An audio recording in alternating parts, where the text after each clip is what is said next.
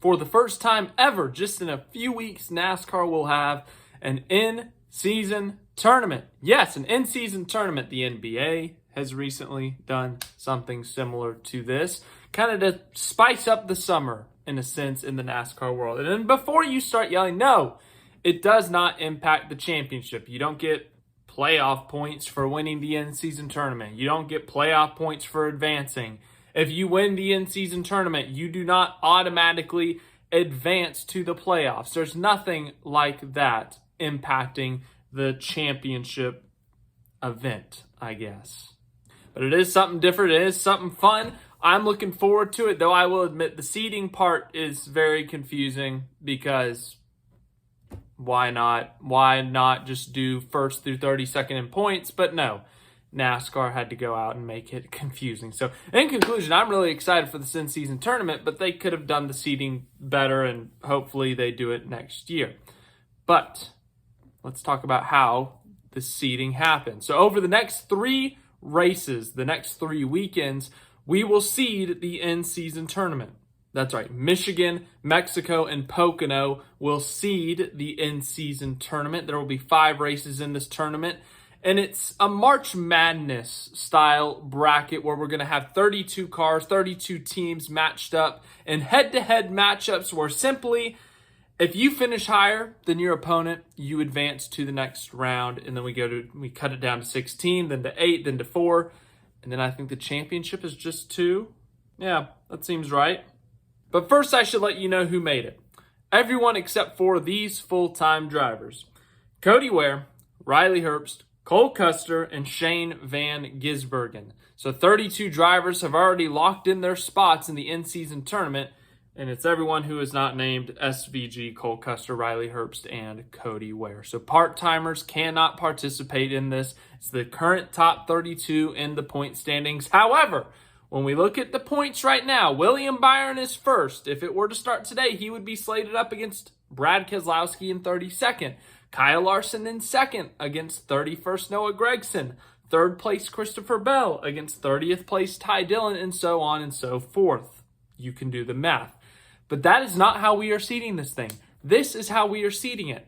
We're not doing it based off the season point standings. Heck, we're not even adding up points over the next 3 races and seeding it like that. We are doing it based off the highest finish over the next 3 races. Yep, you heard me correctly. The way we are seeding this thing is over the next 3 races, Michigan, Mexico, and Pocono. Drivers will be seeded by their best finish in those 3 races. So, let's make a hypothetical. Let's say Denny Hamlin wins at Michigan, Daniel Suarez wins at Mexico, and Chase Elliott wins at Pocono. Well, all of a sudden, you have a 3-way tie for the first seed between Suarez, Elliott, and Hamlin. Well, how do we break that tie between those 3? We go to the next best finish. So let's say Hamlin's next best finish is 3rd, Suarez's next best finish is 6th, and Elliott's next best finish is 9th. So then that's how you seed it. You go Hamlin, Suarez, Elliott. It's the highest finish. That's your seed, and if there needs to be a tiebreaker, you go to the next highest finish to break the tiebreaker. Why did they make this so complicated? I don't know.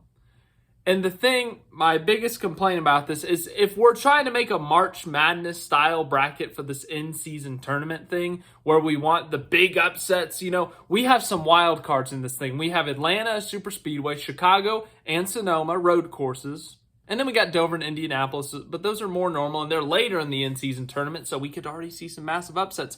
But the problem is, what if Kyle Larson has his worst 3-race stretch of the season, and he crashes out at Michigan, he crashes out at Mexico, and he crashes out at Pocono, and he ends up being the 30 seed? But then, let's say, Brad Keselowski, last in the bracket, has his best 3-race stint. He goes out and he wins his home race, finishes in the top 5 in the others, and suddenly he's the 1 seed. It's like we've killed this March Madness upset. Like, Kyle Larson is the 30 seed beating someone would not be an upset. Seeding-wise, it would, but, Kyle Larson is expected to beat everyone every single week. So, I don't know. But it's based off of highest finish. Yeah.